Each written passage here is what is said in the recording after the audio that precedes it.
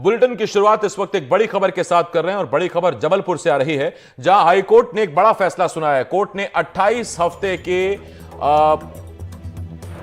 गर्भधारण के मामले में गर्भपात को मंजूरी दे दी है। डबल बेंच ने गर्भपात की इजाजत दे दी है। हाईकोर्ट की एकल पीठ ने इससे इनकार कर दिया था।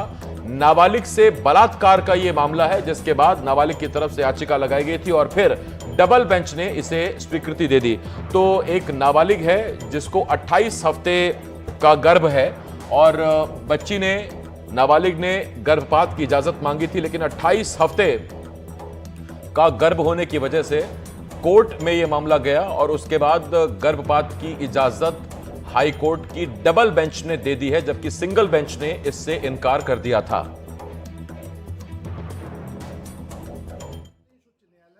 आज एक अपने फैसले में कहा कि भोपाल की 17 वर्षीय नाबालिग लड़की के साथ जो बलात्कार हुआ था और वर्तमान में उसे 28 महीने और 3 दिन का गर्भ है, उसके गर्भपात की अनुमति दी जाती है। यह मामला अपने आप में एक आश्चर्यचकित कर देने वाला मामला है।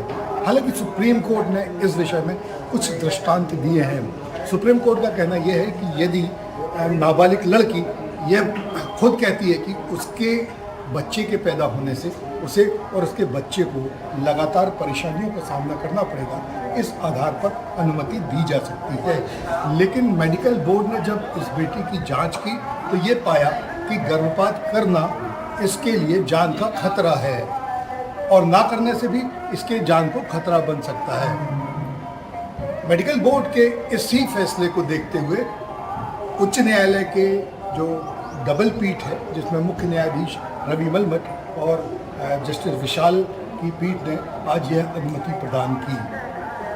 अब उस लड़की को गर्भपात कराने की अनुमति मिल गई है और अब वह गर्भपात करा सकेगी। जबलपुर से वीरेंद्र शर्मा के साथ संजीव चौधरी, एनडीटीवी के लिए।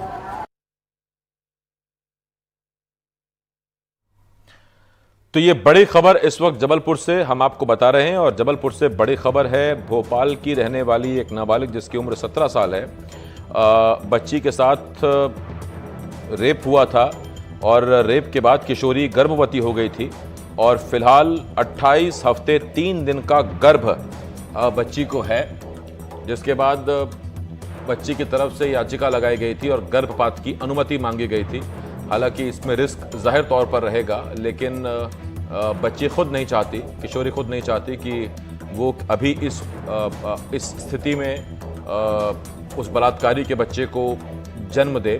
इसी वजह से याचिका लगाई गई थी और हाईकोर्ट की डबल बेंच ने इसे स्वीकृति दे दी है, इसको इजाजत दे दी है।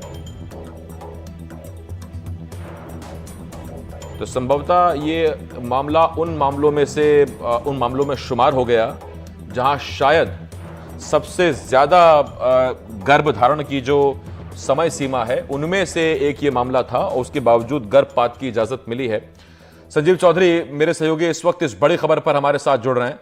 संजीव जी, सबसे पहले तो जैसा हमने अभी सुना आपको भी और आपने बताया विस्तार से, उसमें सबसे बड़ी बात तो यह है कि शायद अपने आप में ये उन मामलों में मामला शुमार हो गया है जहां शायद सबसे ज्यादा समय सीमा के गर्भधारण में गर्भपात की अनुमति मिली हो। 28 हफ्ते एक बहुत लंबा पीरियड होता है। साथ ही मैं आपसे पूछना चाहूंगा कि कितना रिस्क है इससे किशोरी को? बिल्कुल, ये जो मामला है ये मध्य प्रदेश हाई कोर्ट की डबल बेंच में से निर्णय किया गया है। इसके लिए पहले एक मेडिकल बोर्ड का गठन किया गया था और मेडिकल बोर्ड ने ये कहा कि 28 हफ्ते और 3 दिन का गर्भ है ये, इसके गर्भपात से किशोरी के जीवन को नुकसान हो सकता है।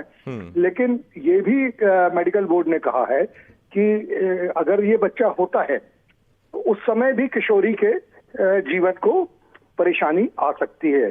तो दोनों तरफ रिस्क दोनों तरफ है, क्योंकि लड़की नाबालिग है। तो ये मामला, ये विचार किया गया कि जब दोनों तरफ रिस्क है तो कम रिस्क किस तरफ है, तो इसलिए गर्भपात की अनुमति दी गई। और सुप्रीम कोर्ट के भी कुछ इस तरीके के दृष्टांत पेश किए गए हैं जिसमें यदि गर्भवती नाबालिग ये कहती है कि बच्चा होने के बाद उसे और उसके बच्चे को जीवन भर परेशानियों का सामना करना पड़ेगा, तो इस पर सहानुभूति पूर्वक विचार किया जाना चाहिए। जी। इन्हीं सब मामलों को देखते हुए आज डबल बेंच ने ये महत्वपूर्ण निर्णय दिया है। एक छोटा सवाल और, क्या कोई टीम गठित की गई डॉक्टर्स की, कुछ विशेष इस पर टीम बनाई गई है? बिल्कुल, हाई कोर्ट ने चूंकि ये मामला सबसे पहले जो भोपाल की सिंगल बेंच में लगा था, वहां से रिजेक्ट कर दिया गया। उनका कहना था कि 24 माह हो चुके हैं, 24 हफ्ते हो चुके हैं, इस तरह गर्भपात बहुत नुकसानदेह होता है। उसके बाद वो डबल बेंच जबलपुर आया, तो एक मेडिकल बोर्ड का गठन किया गया और मेडिकल बोर्ड ने ये निर्णय दिया कि ये गर्भपात किया जाना चाहिए। ठीक, संजीव जी बहुत धन्यवाद आपका। इस वक्त संजीव चौधरी मेरे सहयोगी जबलपुर से हमें जानकारी दे रहे थे और अब आपको सीधा उज्जैन के नागदा लिए चल रहे हैं।